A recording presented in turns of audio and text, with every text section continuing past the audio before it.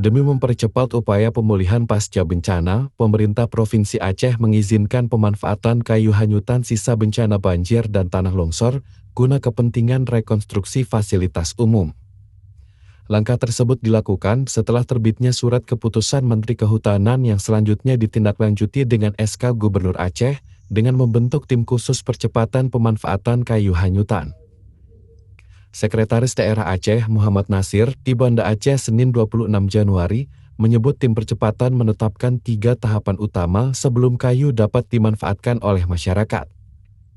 Tahapan tersebut mulai dari identifikasi kayu, penetapan status, serta deklarasi bersama antara pemerintah Aceh dan pemerintah daerah. Kayu hanyutan tersebut juga dilarang untuk dimanfaatkan sebagai komoditas komersial.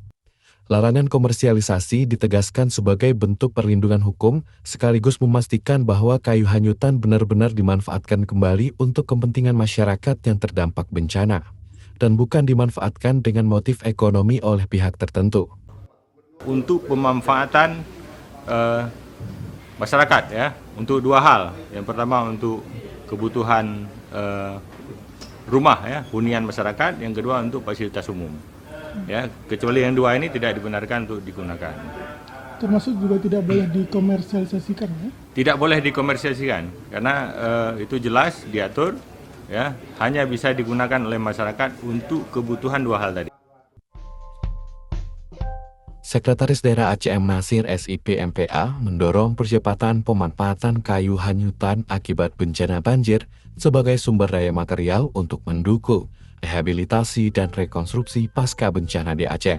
Hal tersebut disampaikan Sekda Aceh pada rapat koordinasi tim pemanfaatan kayu hanyutan yang berlangsung di ruang rapat potensi daerah, Sekretariat Daerah Aceh, Senin 26 Januari 2026. Dalam arahannya, M. Nasir menekankan pentingnya mekanisme yang jelas agar seluruh proses dapat dilakukan secara cepat dan efektif.